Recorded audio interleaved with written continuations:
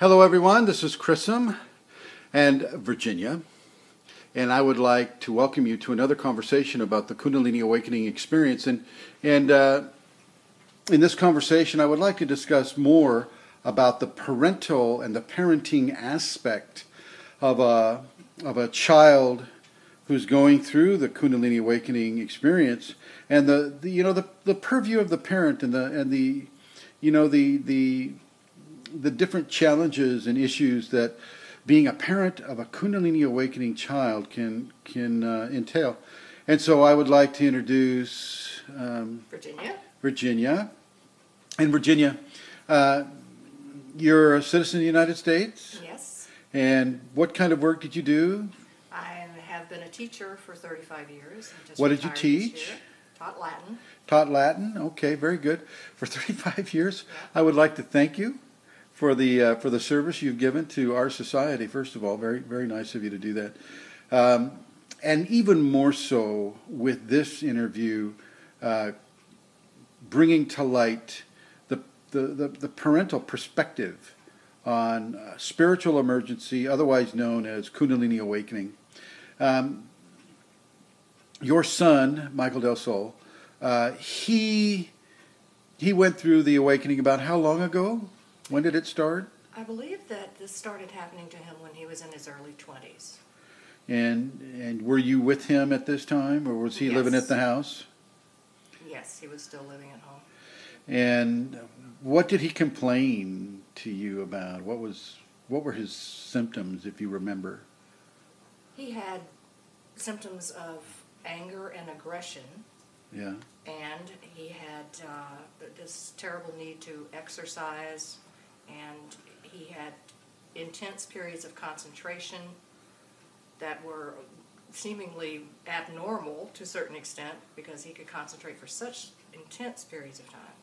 And he had different problems that were addressed at that time, and in his mid-20s he was diagnosed as bipolar and put on extreme medications. So what caused him to go in for the diagnosis in the first place? Because he was unhappy with the way he was relating to other people, and that other people saw him as too aggressive or too abrasive, or he just felt like there was something about him that was different from other people. And so off he goes to the medical doctor. Medical doctor does a few tests, asks a few questions, and comes up with the diagnosis of bipolarism. Yes. And from there, what occurred? He was given a series of medications, and they didn't seem to help, and every time he would go back to the doctor and say, I just don't feel any better, they would say, well, you need to take a higher dosage of the medicines, or let's try a different medicine. And that went on for 15 years. 15 years? Yes. Wow. So whenever your son experienced an issue with not feeling well, they would basically just increase the dose. Yes. I see. And some of these were drugs that were strong drugs? Yes, extremely strong Like drugs. Abilify Yes, or and Klonopin? And one that he was taking at one point, Depakote? Depakote, he was sleeping 16 hours a day, and he gained 40 pounds in a little over a month. Wow. But each time he would say, I'm having all these symptoms, they would just change the medication or up the dosage. And this obviously concerned you, and Yes. you were in fear for his health. Right. Did you counsel him to go to a different doctor, or to just? Yes, we kept thinking there's got to be something out there that can help you, or there's got to be someone, maybe go to get another diagnosis, but it was just more or less a medical runaround. And so one day Michael decides to just stop all of his medications. He did find a psychiatrist that said, you never had bipolar, I think you have adult ADHD, and I think you should take this medicine. More drugs. And taper off on the psychotropic drugs that you were taking. But he just decided to go cold turkey and not take them anymore. So he on his own just decided, bang, I'm off these drugs, period. Yes, because he felt like they had messed up his life to such an extent that he had lost 15 years he would never get back. Okay, understood. And then And this was about, what, a year ago? year and a half ago.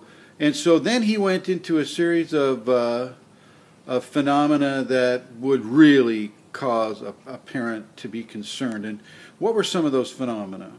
First of all, his blood pressure was sky high, and we had to monitor his blood pressure on an almost hourly basis, and he did go in and out of the emergency room for that. Also, he experienced many seizures and to a certain extent memory loss, or not even short-term and long-term memory loss, and just periods where he was feeling very agitated. What happened to start pointing in the direction of Kundalini? Do you know? He began to say, "I feel this tingling in my feet." That was the first thing I remember him reporting to me. And I said, well, what do you mean, like an itching? I mean, what does it feel like? He said, no, it's like this intense tingling in my feet. No matter if I'm standing up or sitting down or lying down, I still have this sensation. And he kept reporting that. That just seemed like it never stopped to be an issue with him.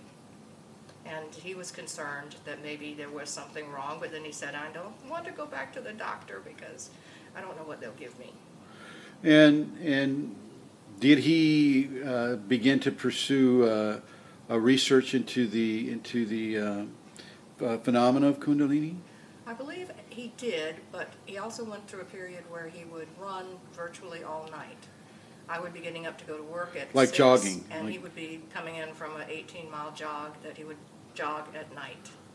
And then I think he began to become aware of the possibility of Kundalini, and he began to think that maybe I can move this paper with my, without touching it, or I can have some other psychic phenomenon. And the more he investigated Kundalini, the more he thought that this is the answer I've been seeking. Did you see him have any of this phenomena? Yes. What did he do? What happened? He was able to manipulate paper to a certain extent, and... In what way did he manipulate it? He could make the sheet of paper stand straight up on its edge. Without touching it? Without touching it. And then he began to report to me that he could see lights in the sky at night. And I would go out with him. We would go out on the golf course in the dark, and I would look, and I said, I don't see anything. But he, with his phone, captured these lights that he was able to see. And he also said, I can see these spots that are in my eyes all around me. I feel like there's spots, circling my head, or they're certainly in the room that I can see them constantly. At this point, are you considering 911? Well, I'm thinking, maybe we'll just have to wait this out and see. Yeah. And but he was just so certain about it, and it was so unlike him because he had never been interested in any kind of psychic or spiritual, kind of phenomenon before.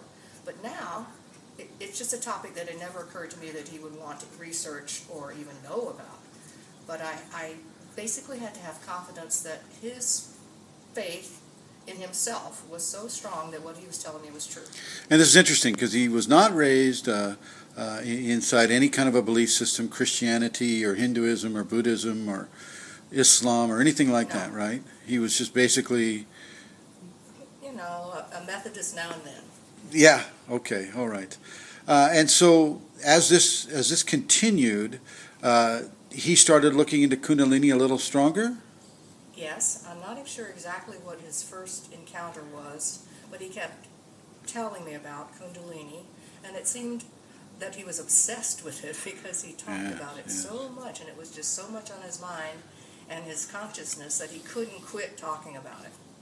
How did that make you feel? I'm thinking, okay, now we're going over to obsessive-compulsive disorder, and maybe, but it was just like he was so entranced by it that he couldn't quit talking about it. And now after this year and a half have gone by, how is your relationship with him, and how have things changed maybe a bit because of the recognition of Kundalini happening or occurring in him?